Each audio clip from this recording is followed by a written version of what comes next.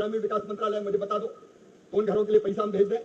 तो मुझे पहले भेजी थी आपने 14,000 मकानों की सूची। ये 14,000 मकान हमें पंजाब सरकार ने बताया कि 14,000 मकान पूरी तरह से नष्ट हो गए। हमने उन मकानों के लिए जिसकी सूची पहले भेजी गई थी उनके लिए पहले ही राशि भिजवाने का काम किया। हर मकान को बनाने के लिए 1,20,000 रुपया फिर से बनाने के लिए और 40,000 एक्स्ट्रा टॉयलेट के और मजदूरी के लिए लगभग 1,60,000।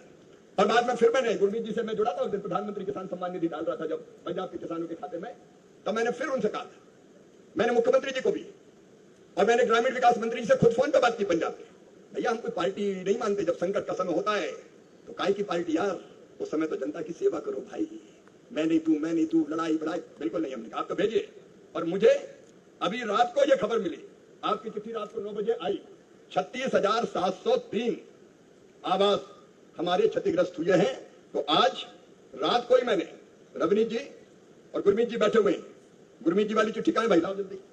आज मैं इसी सभा में ये जो आपने 36,703 मकानों का प्रस्ताव भिजवाया था, इन सबको 36,703 भाइयों को 1,20,000 रुपया सीधे मकान बनाने के लिए और 40,000 एक्स्ट्रा मजदूरी के और टॉयलेट बनाने के लिए सौंप रहा हूं। लीजिए।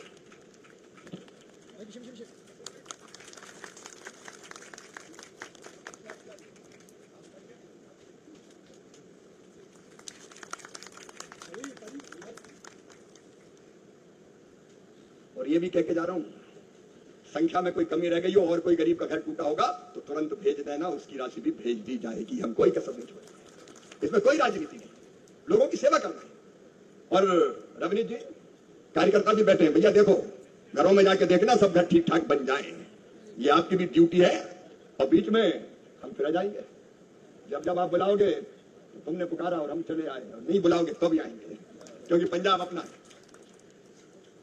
मेरे बहनों और भाइयों, इसके अलावा हमें कहा कि बीज के लिए राशि चाहिए, तो बीज के लिए भी राशि की यहां जरूरत थी। तो आप जानते हैं, अब हमारे कृषि मंत्री यहां पे बैठे हुए खुड़िया साहब, हमने तत्काल बीज के लिए, गेहूं के बीज के लिए कनक, क्योंकि अभी तो कनक ही लगेगा, उसके लिए भी आपने 74 करोड़ निःशुल्क बीज देने के लिए वो राशि भी भिजवा दी गई है, ताकि हमारे किसानों को कनक का, जिनकी फसल खराब हुई है उनको बीज मिल जाए और वो अपनी फसल बो सकें।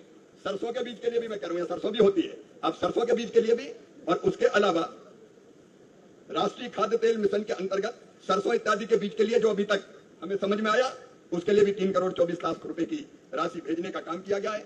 प्रधानमंत्री किसान सम्मान निधि के 11,09,000 किसानों को 222 करोड़ रुपया एडवांस में पहले ही उन किसानों के खाते में डाल दिए, ताकि फसल के वो काम आ सके। और अभी बागवानी की बात हो रही थी, रवनीत जी, गुड़िया जी, मैं ये भी कह रहा हूं आज भरी सभा में कि आप यहां बागों में अगर नुकसान हुआ है, फलों के जो पेड़ है उनमें नुकसान हुआ है, तो हम उसके लिए भी MIDH जो हमारी योजना, उसके अंतर्गत आपको राशि भेजने का काम करेंगे। आप नुकसान का आकलन कर लीजिए, क्योंकि देखिए फेडरल स्ट्रक्चर है अपना, नुकसान के आकलन का काम करती है राज्य सरकार। और उसके बाद NDRF का फंड है, तत्काल पंजाब सरकार की NDRF के फंड से पहली किस्त 240 करोड़ की रिलीज कर दी गई थी, ताकि राहत की राशि देने में कोई दिक्कत नहीं आए। सिल्ट हटाने के लिए भी मैं आपसे कह रहा हूं, जिन खेतों में, क्योंकि मैं तो गया था, सिल्ट जम गई, रेत जम गई, वो हटाने के लिए भी राशि देने का प्रावधान किया हुआ, ताकि किसानों के खेत में अगर मिट्टी हटाना हो, सिल्ट हटाना हो, तो सिल्ट हटाने के लिए भी उनके पास पैसे की कमी ना रहे। अरे जो भाई तकलीफ में है उनकी सेवा ही करना तो ऊपर वाले की पूजा है, उससे बड़ी और पूजा कोई हो नहीं सकती। तो उसके लिए लगातार जो जरूरत होगी, भारत सरकार प्रधानमंत्री जी के नेतृत्व में लगातार सहयोग करती रहेगी, सहायता करती रहेगी। मेरे बहनों और भाइयों, खेती और किसानी, खेती बाड़ी कैसे ठीक हो, मैं खेतीबाड़ी मंत्री के रूप में जब भी सोचता हूं, यही सोचता हूं और अच्छा कैसे करें और बेहतर कैसे करें।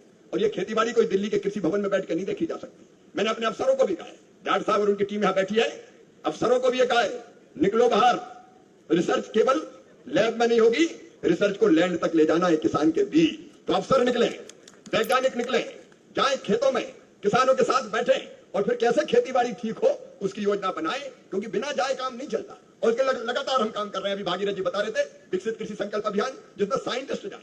अब हमारा लक्ष्य क्या है? खेतीबाड़ी मंत्री के रूप में हमारे 3 लक्ष्य हैं। नंबर 1, देश की खाद्य सुरक्षा सुनिश्चित करना है, मतलब इतना अनाज पैदा करना है कि हमको किसी चीज के लिए दुनिया की तरफ देखना ना पड़े। आज के दुनिया में हम दूसरे पे डिपेंड नहीं रह सकते, निर्भर नहीं रह सकते। पता नहीं कब कौन नेता सनक जाए और कह दे कि फलानी चीज नहीं देते। और इसलिए हम भारत अपने किसानों के बल पर अपने अन्न के भंडार, फलों के भंडार, सब्जियों के भंडार भरेगा, यह हमारा संकल्प है। और इसके लिए हमको उत्पादन बढ़ाना है, और उत्पादन बढ़ाना है, पर हेक्टर उत्पादन बढ़ाना है।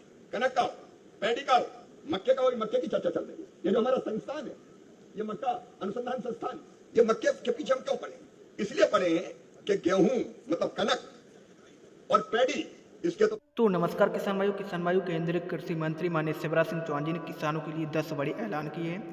मध्य प्रदेश के पूर्व मुख्यमंत्री माननीय शिवराज सिंह चौहान जी ने बताया है कि 2 करोड़ आवास गरीबों को मिलेंगे, और आप लोगों को बता दें मकान बनाने के लिए हर व्यक्ति को 1,20,000 रुपये मिलेगा, जिसकी पहली किस्त लगभग आप लोगों के खाते में 35,000 रुपये की डाली जाएगी। साथ ही आवास योजना को अंतर्गत 2 करोड़ आवास ग्रामीण क्षेत्र में दिए जाएंगे, जिसका सर्वे का काम पूरा हो गया है। जल्द पहली किस्त डाली जाएगी। उसके बाद पीएम किसान योजना की किस्त, जो 21वीं किस्त है, वो 2-2 हज़ार रुपये करोड़ों किसानों को आने वाली है। दीपावली पर बड़ी सौगात मिलने वाली है किसानों को। जो पीएम किसान योजना की जो किस्त है 21वीं किस्त, उसकी तारीख बताया जा रहा है कि फाइनल हो चुकी है, जल्द प्रधानमंत्री मोदी जी डालेंगे। साथ ही फसल बीमा की राशि जो 8,000 करोड़ रुपए डलनी है, दूसरी किस्त उन्होंने बताया है कि हम दीपावली के बाद किसानों के खाते में जो राशि है 8,000 करोड़ रुपए दूसरी किस्त, वो भी हम किसानों के खाते में जल्द डालने वाले हैं। जब आप लोग वीडियो को सुनेंगे तो पता चलेगा। इतने काम आता है। ये मक्की पुराने जमाने में तो खाने की भुट्टा भून के खाते थे, या मक्के की रोटी खाते थे, मक्केदार रोटी और सरसों का साग। लेकिन अब ये मक्केदार रोटी नहीं है केवल, अब ये बड़े काम आ रही है। पेट्रोल अपन दुनिया से मंगाते हैं, आयात करते हैं, अपनी जो पूंजी है देश की वो विदेश जाती है। लगभग 1,44,000 करोड़ का ये इथेनॉल बना के हमने पेट्रोल का आयात कम किया है। उसमें से 1,25,000 करोड़ रुपया सीधे किसानों के पास गए हैं, क्योंकि हमने मक्के से इथेनॉल बनाया है। अब मक्के से इथेनॉल जिसको मिलाना है, 20% का लक्ष्य हमने पूरा कर दिया, और आगे ले जाना है। काय को डीजल पेट्रोल अपने कम होता है, तो कम होता है तो दूसरी चीज मिला दो। जैसे मिला दो मतलब ऐसे नहीं मिला दो जैसे गाड़ी ठीक ठाक रहे और वास्तव में साइंटिफिकली वो चलती रहे। तो ये इथेनॉल बनाने के लिए इसकी जरूरत है। और केवल इथेनॉल नहीं, अभी पोल्ट्री वाले भाई आए थे, पोल्ट्री, उसमें भी रोजगार मिलता लोगों को, तो पोल्ट्री फीड के ये काम आता है। और गाय भैंस भी अगर मक्की का साइलेज खा लें तो दूध बढ़ जाता है, और दूध का पोषक तत्व बढ़ जाते हैं, तो किसान को भी फायदा होता है। और इसी में नहीं, स्टार्च बनाने के काम आता है। इतने उपयोग है मक्के के, और इसलिए मक्की को और पैदा करना है और बढ़ाना है। लेकिन एक समस्या है, हमारे मक्की की पैदावार अभी भी दुनिया में जो दूसरे देश है अमेरिका जैसे उनसे कम है। अब भैया देखो, अपन को नंबर 2 वो रहना नहीं है। कोई दुनिया के दादा सोचे हम नंबर 1, तो मैं कहता हूं भारत नंबर 1, किसी चीज में हम पीछे नहीं रहेंगे। मोदी जी के नेतृत्व में एक वैभवशाली, गौरवशाली, संपन्न, समृद्ध और शक्तिशाली भारत का निर्माण हो रहा है। तो भैया वो जमाने चले गए जब कोई कहता था और हम मान जाते थे। इस बार आपको पता है कितनी कोशिश हुई कि हमारा मक्का भेजेंगे, हमारा फलाना भेजेंगे, ढिमका भेजेंगे। हमने कहा कि मोदी जी ने कह दिया चाहे कुछ हो जाए, किसानों के हितों के साथ कोई समझौता नहीं करूंगा, नहीं करूंगा। और इसलिए चाहे जो हमने परवाह नहीं की, हम पे लग गए टैरिफ, लग जाए काय की परवाह, जो बोले सो निहाल, सत श्री अकाल। हम कहा पीछे हटने वाले, हमको पीछे हटने वाले।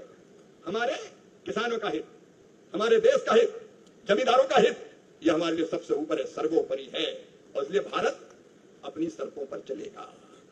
कोई कह दे और हम मान जाए, ये नहीं हो सकता। हम अपने देश की जनता की चिंता करेंगे, और इसलिए अब चीजें पैदा करना अपने देश में जरूरी है। मक्की का उत्पादन अभी भी कम है। नेशनल एवरेज है 3.7 टन, इसका मतलब हुआ लगभग 37 क्विंटल। यही हुआ 37 क्विंटल पर हेक्टर, अभी कम है।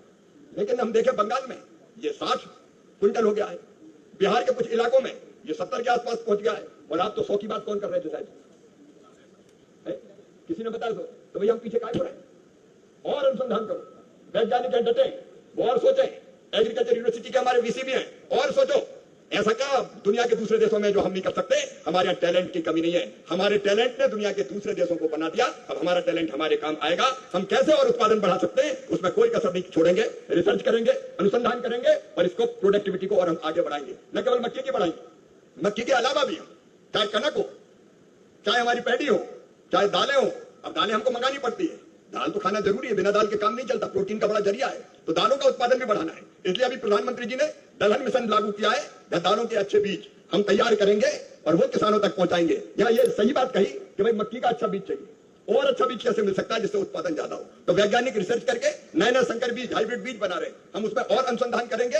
और दूसरी बात ये बिल्कुल जो यहाँ कही गई कि धान का मुकाबला अगर कोई पैडी का मुकाबला अगर कोई फसल कर सकती है तो वो कर सकती है मक्की। पैदावार में भी कर सकती है, पानी भी कम लगता है तो हमारा पानी भी बचेगा जो नीचे जा रहा है, जो कार्बन गैसों का उत्सर्जन होता है वो भी कम होगा। मैकेनाइजेशन भी करो, अब वो भुट्टा तोड़ने के दिन चले गए, एक भुट्टा तोड़ो। मैकेनाइजेशन में पंजाब मास्टर है, लुधियाना का जवाब नहीं है कृषि उपकरणों को बनाने में, इसलिए मैकेनाइजेशन का भी